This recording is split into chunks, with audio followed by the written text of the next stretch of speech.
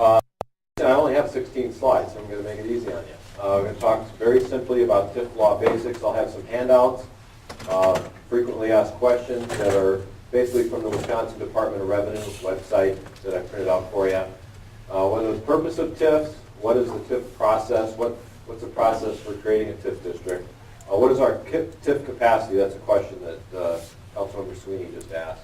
And a couple of examples of TIF 6, which is downtown, and TIF 14, which is the Gunderson TIF. So, tax finance districts were basically created by the legislature in 1976. Virtually all states have some enabling legislation for tax incremental financing districts. They're differently in each state, but it is a primary economic development tool, typically set up for cities or villages. Wisconsin, you'll see, created a recent one for townships, which is unusual, but having townships is also unusual across the country as well. So TIFs are allowed by the state legislature. The original TIF was created 2 years after the legislature created the process in Wisconsin. So the downtown TIF, formed in 1978, was recently retired, I think, in 2005, 2006. In essence, TIFs allow villages to front-end costs for economic development. It's really one of the few economic development tools that cities have. And I'll explain in a minute how they work.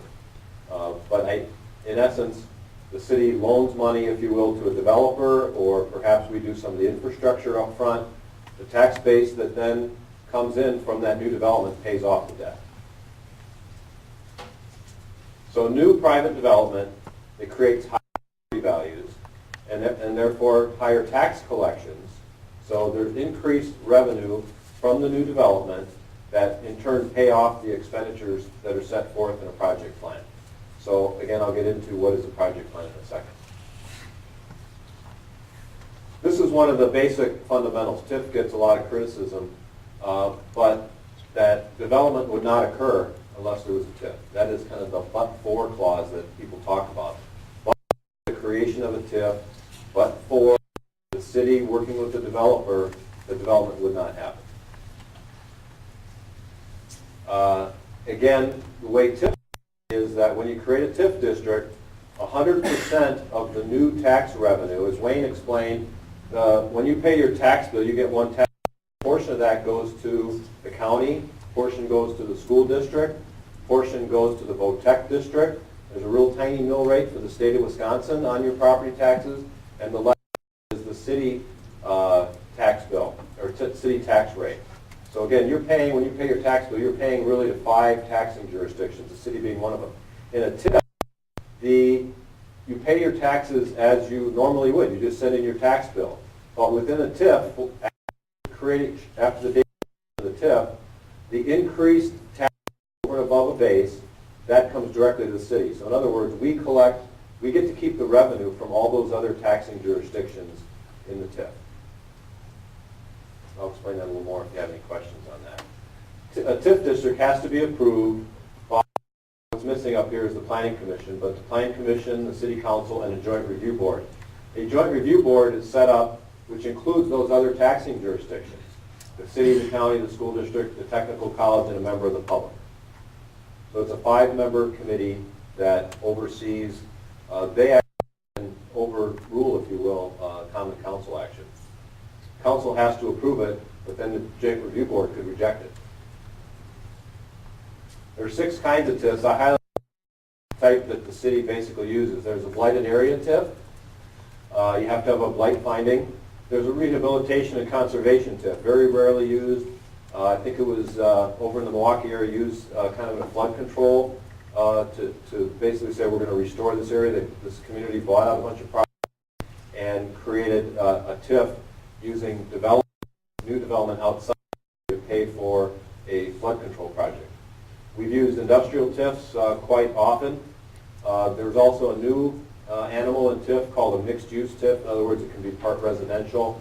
The legislature's tweaked the TIF statute a lot since 1976.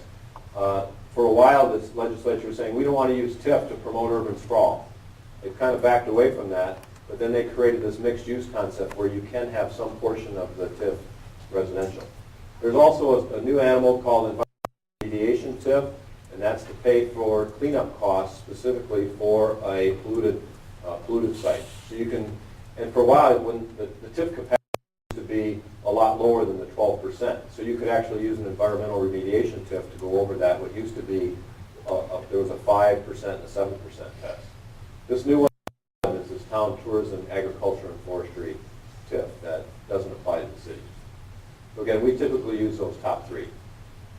There are other special, I just threw this slide in here, there's other types of special taxing districts, like a BID district, business improvement district, neighborhood improvement districts. The city has not used either of those top two. We do have, as many of you know, a parking assessment district in the downtown, but it's another form of a special taxing district.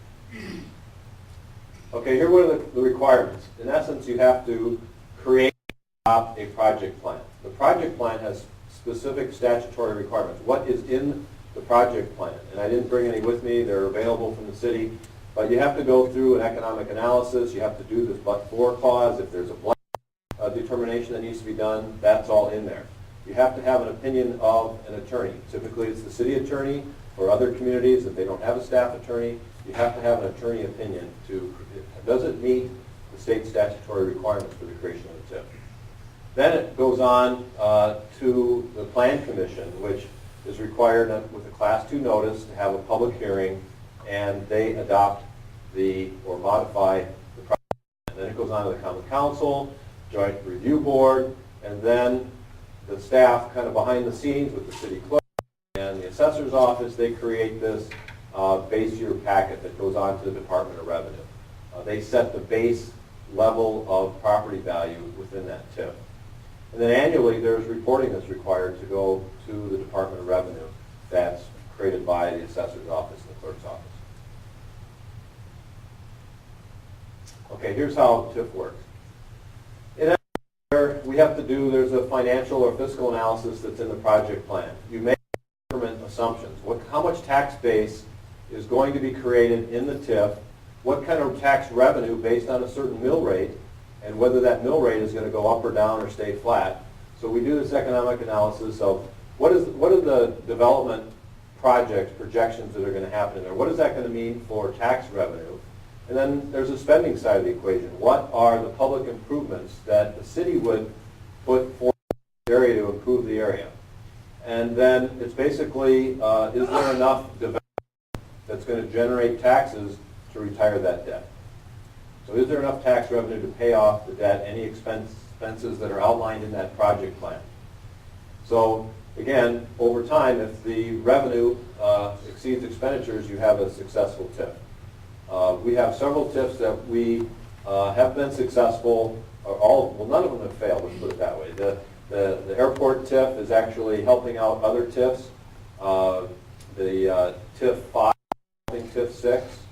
TIF 7, I believe we have set up to, there's an allowable where you can take revenue from one TIF and use it to pay off debt service in another TIF. So the airport, the downtown TIF, the original TIF 1, the revenue from TIF 1 is being used to pay off TIF 6.